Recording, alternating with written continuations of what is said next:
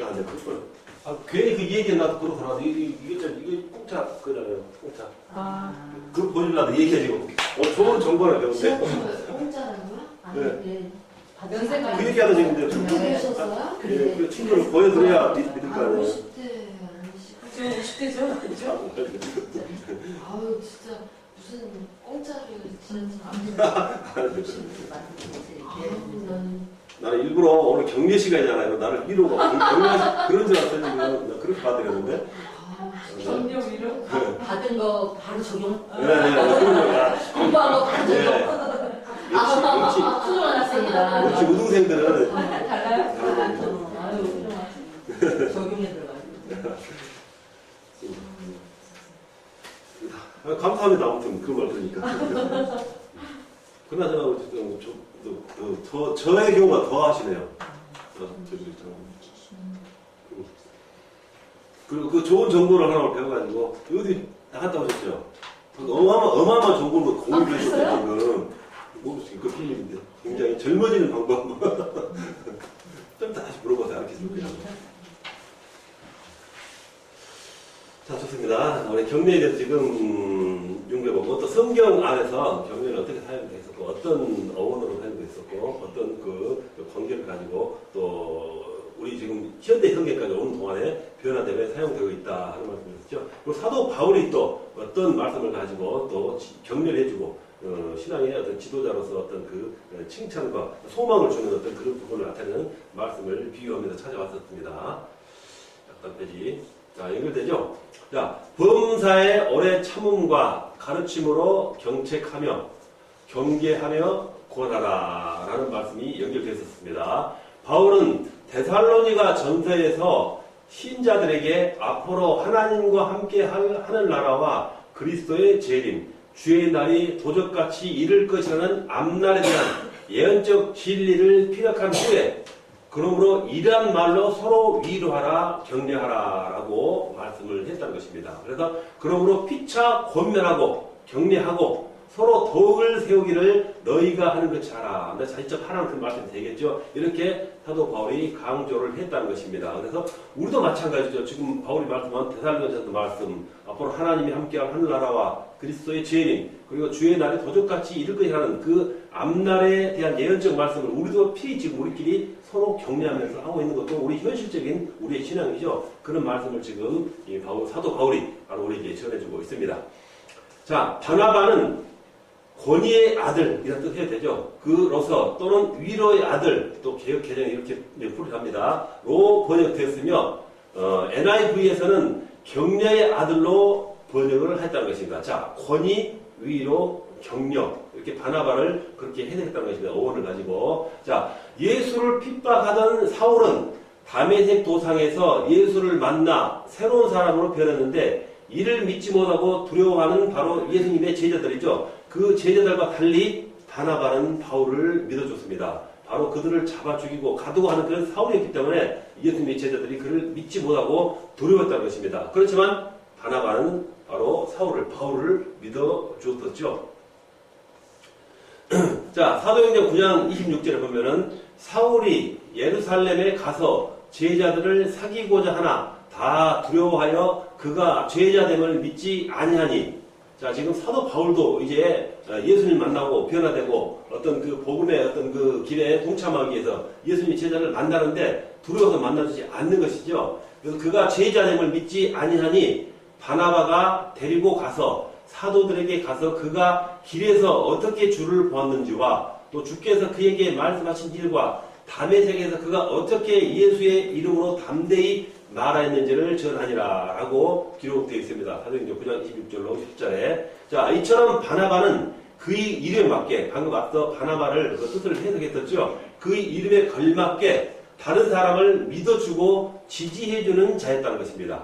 그래서 우리가 내담자를 신뢰하고 지지해주고 공감해주는 것은 상담 관계를 떠받치는 중요한 기반이다 라고 강조를 하고 있습니다. 자, 그래서 이러한 기반 위에서 내담자가 하나님의 말씀에 순종하도록 하는 것이 앞서 말씀드린 그런 기독교 상담이다 라고 한 번 더 강조를 하고 있습니다. 자, 교회는 신자들이 서로 위로하고 격려해야 한다는 면에서 친교 공동체죠. 우리는 신앙 안에 교회 안에서 서로 믿음을 가지고 신앙을 가지고 한 가지 목적과 동일한 신앙을 가지고 바로 모여 있는 그런 단체이죠. 그래서 이러한 기반에서 내담자가 하나님의 말씀을 순종하도록 하는 것이 바로 기독교 상담이라는 것입니다. 자, 교회는 방금 말씀드린 대로 신자들이 서로 위로하고 또 격려해야 한다는 면에서 친교 공동체다 이렇게 말씀하고 있습니다. 자, 그래서 상담자가 바로 내담자를 격려하기 위해서는 자신이 먼저 격려받을 필요가 있는데 이러한 격려는 바로 성경으로부터 얻는 것이다 라고 한번 말씀하고 있어요. 자, 우리가 격려라는 것은 상담자가 물론 내담자를 향해서 격려를 해준다 하는 그 부분을 우리가 지금 강조하면서 이용하고 있습니다. 그렇다면 상담자는 어떤 격려를 받아야 하는가? 상담하는 격려를 주기만 하는가? 아니라는 것이죠. 상담자도 상담자로서 받아야 할 격려가 있다는 것입니다. 바로 그러한 격려는 바로 성경으로부터 얻어지는 것이어야 한다라고 한 번 더 차원을 높여서 말씀을 전해주고 있습니다. 자, 그래서 수직적으로는 하나님의 격려를 받고 수평적으로는 아까 말씀드린 교회 우리 공동체죠. 신앙의 공동체인 그 수평적인 인간으로서 대인 관계상에서 상황에서 다른 사람으로부터 격려를 주고 받을 때 어떤 어려움과 두려움을 극복하고 건강하게 살아갈 수 있다는 것입니다. 자, 수직적으로는 하나님으로부터 우리가 격려를 받고 수평적으로는 우리 신자들끼리 서로 격려를 주고 받는 그런 형태 모습이 바로 바람직하다는 것입니다. 그러면은 어떤 두려움도 우리가 극복하면서 건강하게 신앙을 가지고 살아나갈 수 있다라고 말씀하고 있습니다. 자, 초대교회는 조그만 단위로 모여다녔죠. 물론 그 당시에 박해를 받고 핍박받고 이렇게 붙잡히지 않게 해서 숨어서 우리가 주님을 또 예배를 보기 위해서 하는 그런 모습의 형태였었죠. 그래서 초대교회가 서로 모이는 이유 가운데 하나는 바로 이 수직적으로서 하나님을 격려받고 또 모여서 방금 말씀드린 대로 수평적으로 모여 앉은 마음이 하나 된 신앙 안에 뭉쳐진 신자들 서로 위로하고 신앙을 격려하고 또 격려받기 위한 것이었다고 볼 수 있습니다. 초대교회의 특성상 중에 바로 이런 부분이 초대교회의 특성이라고 우리가 강조할 수 있겠어요. 그래서 마틴 박가는 교회가 소그룹을 형성한 이유 가운데 하나는 서로 격려할 수 있는 지지 기반을 형성하기 위해서라고 주장했다. 자, 초대교회 당시 이렇게 조그만 소규모의 모임이 여러 개 있어서 그런 모습으로 이루어져 나갔는데 만약 그 당시에 이런 모습이 큰 대형 교회 같이 이렇게 모였었다면은 그 사람들이 서로 간에 이렇게 어떤 격려를 주고받기는 일일이 주고받기는 어려웠을 것이다 하는 물론 그런 체계는 만들어지지 않았겠지만 그 역설적으로 얘기를 하고 있다는 것입니다.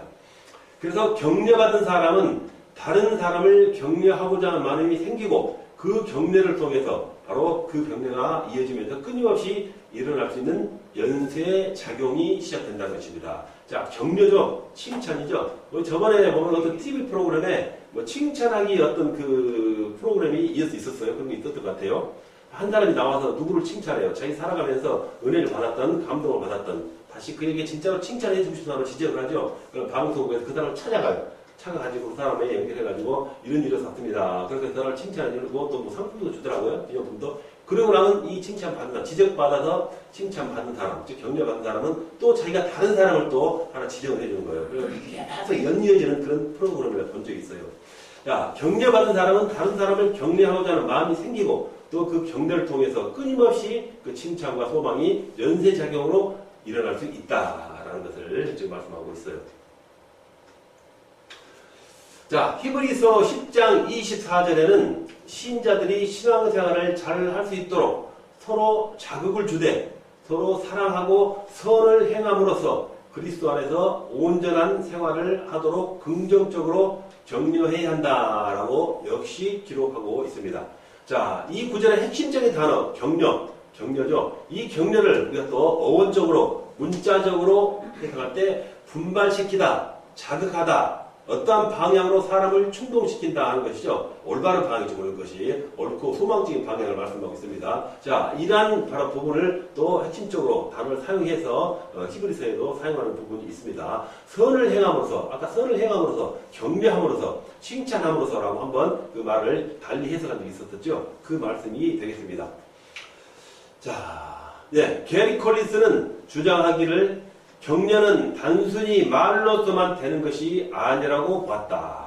말로서 해결되는 거 아니라는 것입니다. 하지만 상담 현장에서 격려는 상담자의 말로서 시작하고 말로서 진행돼야 한다라고 했습니다. 쉽게 말해서 말이 씨앗이라는 말이 있지 않습니까? 말이 씨앗이 된다 하는 것입니다. 그래서 그 말을 함으로써 그 씨앗이 다시 열매를 피고 꽃을 피고 열매를 피워서 다시 그 열매로서 또 씨앗이 되어 이렇게 전해 나가듯이 한다는 그런 비유적인 말씀입니다. 자, 상담 현장에서는 격려는 상담자의 말로서, 즉 격려로서 이렇게 진행되고 시작돼야 한다, 이어진다라는 것을 강조하고 있습니다. 자, 이처럼 언어를 통한 격려를 우리가 비유한다면은 여행 중에 우리 비교한다면은 여행 중에 사람이 동행하면서 서로 피로에 지쳐 있거나 함께 여행을 계속하고자 상대방에게 힘과 용기를 북돋아주는 말을 한다는 것과 같은 개념이 포함된다라고 있습니다. 자, 그런 말이 있었죠. 눈밭에서 어느 여행을 하다가 눈길을 만나서 길을 잃고 헤매있는데 어떤 사람이 쓰러져 있는데 그 사람을 살리기 위해서 그냥 지나치지 않고 업고 갔죠. 그런 부분을. 그래서 그 사람을 무거운 짐을 지고 가기 때문에 몸에 열이 발생해가지고 두 사람 다 살았다 하는 그런 그 얘기 들어봤었죠. 바로 그런 것이겠죠. 살아가면서 둘이 그 추운 역경을 얘기하면서 분명히 격려를 했을 거예요. 조금만 참으세요. 조금 있으면 사람들 만날 것입니다. 뭐 민가가 나올 것입니다. 계속 전해주고 이 어필을 당한 사람은 감사합니다. 서로 격려해가면서 이런 부분이 분명히 있었을 거예요. 바로 이런 부분이 서로 격려가 바로 여행 중에서 서로 그 만남이 서로에게 삶을 제거해 주었듯이 용기를 북돋아 주었듯이 역경에서 바로 성공으로 변화시켜 주었듯이 그런 힘을 발휘할 수 있다는 개념이라는 것입니다. 자, 상황과 형편에 따른 적절한 말이 고통받는 내담자의 마음을 위로하고 용기를 북돋아 줍니다. 그러므로 상담자는 언어를 통해서 내담자의 삶에 활력을 불어 넣어주는 자극을 해야 하며 이는 바람직한 행동을 하도록 만드는 동기를 부여하게 될 것이다. 자, 내담자에게 항상 희망과 용기를 북돋아주고 그 사람에게 삶을 활력을 불어주는 것은 바로 격려를 통해서 뭐 그 사람의 어떤 생활 여건을 파악을 하는 게 더 좋겠죠. 그래서 그 사람의 부족한 부분이 삶에서 어떤 부분이 부족했다든가 아니면 어떤 것을 조금 더 신경을 써야 하겠다든가 아니면 이렇게 어떤 그 걸림돌이 되는 부분이 무엇인가 하는 그 부분을 캐치를 해가지고 바로 그것을 비유해서 그것을 바로 격려로서 이렇게 좋은 방향으로 긍정적인 방향으로 유도시켜주는 아까 올바른 방향이라고 그랬죠. 그 길로 이렇게 전환시켜주는 그런 부분이 바로 격려의 올바른 사용이다. 상담자로서 격려자에게 베풀어야 할 부분이다라고 강조를 했었습니다. 크랩과 알렌드는 격렬한 사람들로 하여금 어려운 삶 속에서도 보다 훌륭한 그리스도인이 되도록 친절한 말, 즉 언어를 전하는 것이라고 정했습니다. 자, 일반 치유 및 세상 상담이죠. 그런 것과는 분명히 다른 모습이 형태가 바로 우리 기독교 상담이라고 강조를 했습니다. 우리 반드시 하나님을 위주로 하여 그 말씀, 성경을 토대로 삼아서 어떤 방향을 지시하고 교훈을 해야 한다라고 강조했었죠. 자, 그런 부분입니다. 훌륭한 그리스도인이 되도록 친절한 말을 전하는 것. 자, 우리가 상담을 하면서 일반인이 신앙을 갖지 않은 사람이 또 내담자라서 찾아왔을 수도 있습니다. 이럴 때 분명히 그 사람을 우리가 치유 또 상담해 주면서라도 결론적으로 그 사람을 전도에 이르러서 하나님 앞으로 이렇게 인도하는 그런 방향으로 해야 하는 것이 또 기독교 상담의 하나의 목표라고 다시 우리 정리를 해야 할 것입니다. 자, 이런 의미에서 기독교 상담은 언어를 통한 격려 상담이어야 하며 상담자의 역할은 성경의 유혹에 따라 내담자를 격려하고 고무시키는 일을 하는 자이어야 한다. 방금 말씀드린 그 부분입니다. 상담자의 역할은 성경의 유혹에 따라서 성경 말씀을 토대로 삼아서 그 사람을 회복시켜주는 그런 내담자를 격려할 수 있는 그런 모습, 고무시키는 일, 즉 동기부여를 받는 일, 동기부여를 시켜주는 일. 그래서 만약 그 내담자를 신앙으로 고무시켜준다 하면은 나도 신앙을 가지고 우리 하나님과 함께 살아야겠다 하는 그런 적극적인 마음가짐을 갖게 해주는 그런 자이어야 한다 하는 말씀입니다. 자, 그러면 격려의 대상은 어떤 부분일까요? 한번 우리 다시 한번 알아봅시다. 자, 치료적 방편으로서 격려의 중요성을 최초로 인식한 학자는 개인심리학자 알프레드 아들러이다 하는 학자가 있었습니다. 하지만 상담에서 격려를 활용하는 기법은 인본주의 심리학에서 주로 강조되겠다. 자, 세상적인 방법입니다. 세상적인 상담, 인본주의 심리학에서도 주로 강조되고 있습니다. 격려라는 것은 꼭 우리 신학에서만 사용한 게 아니라 일반적인 세상 사람이 살아가는, 올바르게 살아가는 방법이 있겠죠. 그 부분도. 자, 그 분야에서도 이 격려라는 것은 어디에서나 폭넓게 사용되고 강조되고 있다라는 말씀입니다. 에릭 번은 모든 인간은 어루만짐을 받고 인정받고자 하는 생물적이며 심리적인 요구를 가지고 있다고 봅니다. 누구나 마찬가지죠. 위로를 받고 또 인정받고 싶어하고 또 칭찬받고 싶어하고 또 격려를 받고 싶어하는 것은 인간적인 기본적인 욕구를 바로 말씀하고 있습니다. 자, 이것은 바로 따뜻한 말, 칭찬과 격려와 위로를 통해서 어루만짐을 받고 인정을 받고자 한다는 의미라는 것입니다. 자, 이제 교육 심리학에 관하는 행동주의 기법으로서 격려를 정적 강화해 정적입니다. 이렇게 한글을 읽어도 되겠죠. 정적인 면을 강화시키는 그런 부분에 포함되고 시킨다는 것입니다. 교육 심리학에서 사용이 된다는 것입니다. 행동주의 기법으로서 격려를 이렇게 정적인 부분으로 강화시켜줄 때 사용한다. 포함시켰다 하는 것입니다. 자, 내담자의 가능성을 발견하고 그것을 격려함으로써, 자, 내담자의 가능성이라는 것은 그 문제에서 벗어날 수 있고 그 사람을 회복시킬 수 있는 그런 가능성을 말하는 것입니다. 그래서 격려함으로써 그 격려에 부응하는 사고와 행동 변화, 옳은 길로 돌아설 수 있는 그런 행동 변화를 요구하는 노력은 대부분의 바로 상담학에서 추구하는 기법 가운데 하나이다라고 말씀합니다. 그래서 일반적으로 사람들은 자신을 인정해주고 격려해주는 사람에 대하여 호감과 매력을 느끼고 자신의 속한 집단에 대한 애착이 높아집니다. 자, 당연한 말씀이죠. 자기를 격려해주고 용기를 북돋아주고 소망을 주는 사람, 그런 사람은 분명히 애착을 가질 수밖에 없죠. 존경심을 가질 수밖에 없다는 것입니다. 호감을 갖게 되는 것이죠. 그리고 그와 같이 속해 있는 집단에 더 애착을 준 것이에요. 막 교회를 말한다면 그 교회 지도자가 그 지도자로부터, 즉 목사님으로부터 항상 격려를 받고 소망을 받고 치유를 받고 칭찬을 받는 그런 사람이라면 당연히 교회를 사랑하고 목사님을 존경하고 그 조직을 애착을 갖는다는 것입니다. 그래서 교회를 사랑하면서 자기를 더 헌신하고 봉사할 수 있는 그런 기능적인 부분도 만들어질 수 있다라는 말씀이 되겠습니다. 이를테면은 부모가 자녀를 격려해주면은 자녀는 부모에 대한 호감이 커지고 가정에 대한 애착이 높아진다. 자, 부모들이 자식을 이렇게 교육하고 훈육하고 가르칠 때는 이러한 부분이 굉장히 중요하다고 아동 교육학이라든지 아니면 일반적인 우리 상식적인 면에서 많이 강조하는 걸 들을 수가 있습니다. 자, 부모가 자녀를 격려, 칭찬을 한다. 칭찬받고 격려받고 사랑받는 자녀는 반드시 훌륭한 어떤 그런 길을 걷는 그런 부분을 많이 듣죠. 반면 부모로부터 꾸중을 듣고 매일 어떤 그 질타를 당하고 어떤 폭력을 당하고 무관심을 당하는 그런 소외된 삶을 살았던 부자 아니면 부모와 자식 간의 관계는 분명히 결과는 좋지 않은 모습으로 나타나는 걸 우리가 많이 볼 수 있습니다. 자, 또 교사가 학생을 격려하면은 교사에 대한 존경심이 커질 뿐만 아니라 학교에 대한 애착도 커지죠. 특히 학생들도 자신을 격려해주는 교사의 영향을 강하게 받아서 진로에 대한 영향을 받게 된다는 것입니다. 그렇죠. 어릴 적에 학생들은 보면은 자신의 진로, 꿈을 소망하는 데 있어서는 물론 부모의 교육도 필요하지만 오히려 선생들, 자기를 가르치는 지도자, 바로 교사들에 의해서 자기 꿈을 딱 정착되는, 정립하는 그런 경우를 많이 보게 됩니다. 만약 예를 들어서 자기 가르치는 음악 선생님에 대한 굉장한 어떤 강한 감동을 받고 존경을 갖게 됐어요. 그러면 그 제자는 결국 나중에도 음악을 전공하는 그런 길을 가는 그런 학생으로서 길을 정하게 되는 진로를 결정하는 경우가 많이 있다는 그런 비교가 되겠죠.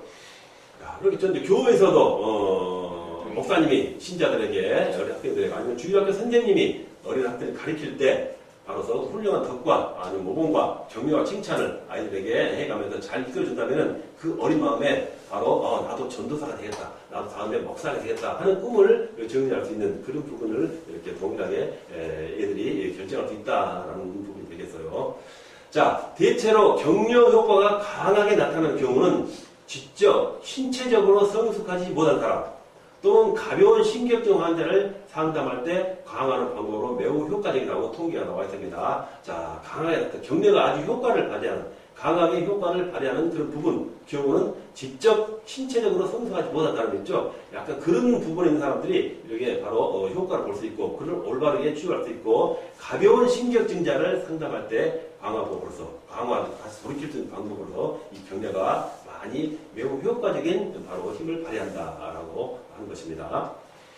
존슨은 강박적 행동이나 충동 조절 장애를 가진 내담자에 대해서 내담자의 바람직한 행동, 이를테면 인내와 의지를 포함한 자기 조절 능력에 대해서 격려하면은 강력한 변인이 된다고 했다. 변할 수 있는 원인입니다. 자, 충동 조절 장애를 가진 내담자, 또 그런 사람들에게, 또 이를테면 인내와 의지를 포함한 자기 조절 능력이 없는 사람들, 이러한 사람들에게 바로 이 격려 기법을 사용하면 이렇게 변할 수 있는, 강력하게 변할 수 있는 그런 원인이 된다라고 하는 말씀인 것입니다. 자, 제리 트웬디어는 격려를 통해서 내담자의 자기 의지를 높여주어야 변화가 발생될 수 있다고 봤습니다. 자, 격려를 통해서 자기 의지를 높여준 것입니다. 자기에 대해서 자신감을 같이 보는 사람이 의외로 많이 있습니다. 내담자 중에 자기를 낮게 보고 자기의 능력을 너무 과소평가하고 자신감을 잃어본 상실하는 그런 삶을 살아갔던 사람들, 이런 사람들에게는 먼저 그 의지부터 자신감부터 심어주어야 변화가 발생할 수 있다는 것입니다. 그래서 이 자신감을 심어주고 그런 사람들에게 자신감을 심고 자기의 어떤 자아를 존중할 수 있는 그런 힘과 정신적 변화를 어떻게 시켜주느냐, 바로 이 격려를 통해서 이루어질 수 있다라고 강조했다는 것입니다. 자, 하지만 기독교 상담은 근본적으로 내담자가 자신의 의지를 의지하지 않도록 하는 것이 그것이고, 또 궁극적으로는 하나님을 의지하도록 격려해야 하며, 또한 그것이 치유라고 할 수 있어야 한다. 앞서 말하는 일반 상담의 치유에서는 격려를 통해서 그 사람의 자존감을 살려주고 용기를 살릴 수 있는 격려를 사용했었는데, 우리 기독교 상담에서는 그것보다 한 차원 더 높은 바로 내담자가 자신감을 심어주고 어떤 그 부분이 있었지만은 자신의 자기 의지를 자기가 의지하지 않도록 하는 것입니다. 내가 나를 의지하지 말라는 것이죠. 우리 기독교 상담에서는. 그리고 궁극적으로는 누구를 의지하는가? 바로 하나님을 의지할 수 있도록, 말씀을 의지할 수 있도록, 성경을 바라볼 수 있도록 격려하며, 바로 그것이 치유라고 할 수 있어야 한다 하는 것이 일반적인 상담과 다른 우리 기독교 상담이라고 말씀하고 있는 것입니다. 또한 책임성의 결여로 이야기와 문제를 가지고 있는 내담자는 격려를 통해서 더욱 책임성 있는 태도와 행동을 배워갈 수 있다. 자, 책임감이 없는 사람이 있죠. 어떤 일을 주었는데 끝까지 책임지지 않고 도중에 포기해버리거나 아니면 그 책임감을 끝까지 상실해서 어떤 약속을 저버린다든가, 그래서 그 약속을 저버림으로 해서 책임감을 상실해버림으로써 어떤 조직이 공동적으로 손해를 보거나 피해를 보는 어떤 그런 경우도 많이 있죠. 그런 부분입니다. 그런 부분. 자, 책임성의 결여로 이야기와 문제를 가지고 있는 내담자는 바로 방금 말씀드린 격려를 통해서 더욱더 책임감을 살필 수 있는 책임성이 있는 태도와 행동을 배워갈 수가 있다는 것입니다. 격려가 이러한 부분에서도 바로 힘을 발휘할 수 있는 것이죠. 자, 이런 경우에 내담자는 격려를 통해서 보다 생산적으로 자기 자신의 삶을 바라보도록 하는 새로운 시각을 부여받게 되는 것입니다. 즉, 격려를 통해서 변화된다는 것입니다. 책임감 있는 용기 투철한 사람으로 변하고 긍정적인 모습으로 바라볼 수 있는 그런 사람으로 변모되어 가게 되는 것이죠. 자, 격려는 특히 주요 삶의 적응 문제, 이혼, 상실, 슬픔, 다 어려운 것들이죠. 우리 살아가면서 우리가 되도록이면 경험하지 않아야 할, 우리 문제가 다가오지 않아야 할 그런 좋지 않은 문제들입니다. 주요 삶의 적응 문제, 이혼이라든가 상심, 슬픔, 안 좋죠? 상실은 뭐 헤어짐이라든가 아니면 가족이 잃어버렸다든가, 그리고 어떤 일로 인해서 슬퍼지는 그런 문제들, 모든 것들입니다. 등에 대해서 직면하여 긍정적 동기부여가 결여돼요. 자, 이러한 문제 때문에 긍정적인 마음이 바로 사라지는 것입니다. 동기부여가 돼가지고 결여된 것입니다. 동기부여가 결여되는 것이죠. 그래서 그곳으로 해서 낙심 상태로 이르는 그런 내담자에게 용기를 주는 방법이다. 이것 또한 격려를 통해서 바로 삶의 적응 문제, 삶에 적응하지 못하고 낙심해 있는 그런 바로 내담자들은 격려를 통해서 역시 바로 치유할 수 있는 좋은 방법이다라는 것이 되겠어요. 자, 특별히 격려는 위기 상담에서 효과적인데, 내담자가 위기 국면에 있을 때 자유롭게 활용할 수 있는 기법으로 위기 상담자가 필수적으로 갖춰야 할 상담 자세이며 기법이다. 자, 우리가 살아보면은 어떤 문제를 왔을 때 급박한 문제가 있어요. 위기적인 문제가 있습니다. 바로 해결하지 않으면은 큰 어떤 일이 들어닥칠 그러한 문제들, 그런 상담이 있다는 것입니다. 그런 상담에서 바로 효과적으로 역시 격려가 사용할 수 있다는 것입니다. 그래서 그 내담자가 위기 국면에 있을 때, 급박한 어려움에 처해 있을 때, 바로 이렇게 활용할 수 있는 기법으로서 바로 격려를 사용해서 위기 상담자, 즉 급한 상황에서 이 격려가 필수적으로 유용하게 사용할 수 있어야 하며 또 상담 자세이며 또한 기법이다라고 2번, 3번 강조를 하고 있는 것입니다. 자, 심리치료의 방법으로서 격려가 유효하다는 데는 다양한 상담학 입장의 이견이 없죠. 맞는 말씀입니다. 그렇지만 유료는 아니죠. 돈 주고 사는 거 아니죠. 유료를 습니다.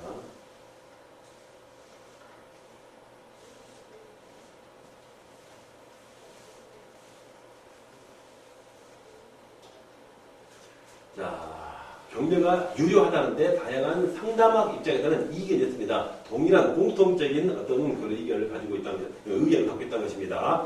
그러나 격려는 신경증적 우울이나 불안 상태, 정신분열증과 같은 다양한 정신적이죠. 정신 이상이죠. 또는 기질적인 문제, 환각이 동반되는 정신차 등에 빠진 내담자에게는 효과적이 아니라는 것입니다. 그렇죠. 어떤 이성적인 관계들과 서로 공감을 주고받을 수 있는 인간 내 인간의 관계가 있어야만이 격려라는 무기가 그 약이 통하는데 이렇게 인간적인 감성이 없을 이성적인 교류가 없어질 관계죠. 신경증적 우울증을 한 데는 대화가 되지 않습니다. 불안할 때는 바로 자기의 자아가 무너진 상태이기 때문에 되지 않을 것이고 정신분열증은 말할 수 없는 말할 필요도 없는 부분이고요. 다양한 정신증 또 기질이 이렇게 완고한 사람 자기를 깨뜨리지 않고 오로지 자기를 어떤 틀 안에 가둬버린 사람 이런 문제 환각이죠. 정신적인 질환을 한 부분이 되겠습니다. 이런 동반된 어떤 부분에 대해서는 바로 격려는 그렇게 올바른 방법이 아니다. 효과적이 아니다 하는 것도 다시 한번 강조를 제3 다른 방면으로 다른 시각으로서 우리에게 지금 강조를 하고 있습니다. 일반적으로 격려가 효과적으로 활용될 수 있는 경우는 자아 존중감이 낮고 용기가 결여되어 있는 내담자이다. 그렇죠. 자주 반복된 말씀인데 자기 자신감이 없는 사람. 글쎄요. 자기 자신을 자신감을 상실해가지고 긍정적으로 시각을 바라보고 앞으로 나갈 수 있는 힘을 잃어버린 그런 부분이 되겠어요. 그런 부분이 되겠습니다. 그래서 그런 사람들 그리고 용기가 결여된 사람들 아까 말씀드렸죠. 전쟁터에 나가야 하는데 사기를 북돋우는 그런 부분과 마찬가지입니다. 용기가 없으면 어떤 일을 자신 있게 처리할 수 없고 치유받을 수 없는 부분도 있다는 것입니다. 자신감을 심어주는 그런 부분도 반드시 격려라는 걸 통해서 이룰 수 있다라는 것이 되겠습니다.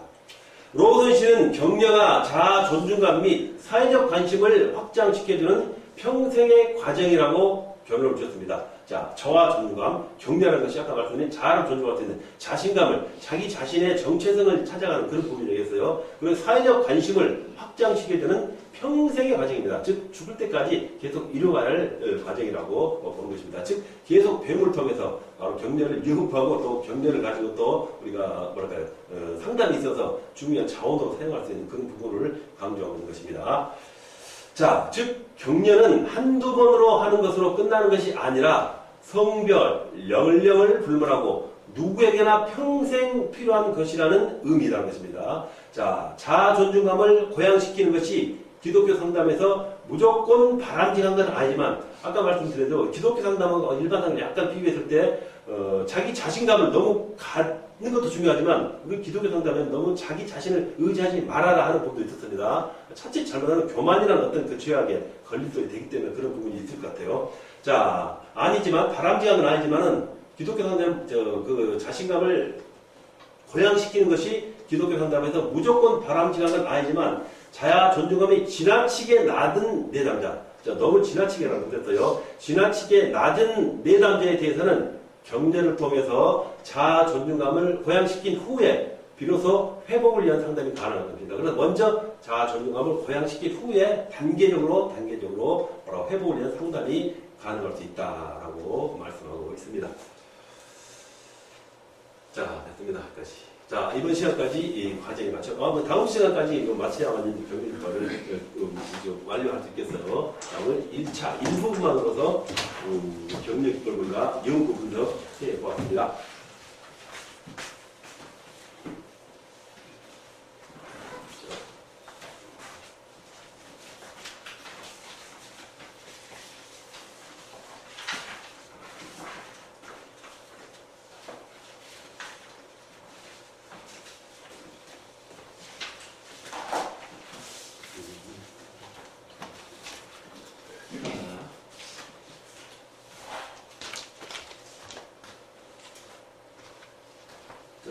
금방 생각이 날 거예요. 사람은 누구나, 사람은 누구나 다른 사람들로부터 인정받고 칭찬듣고 무엇받으면 무엇이 되죠? 자존감.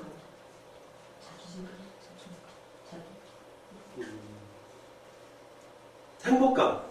행복인다고 그랬죠? 제일 처음에.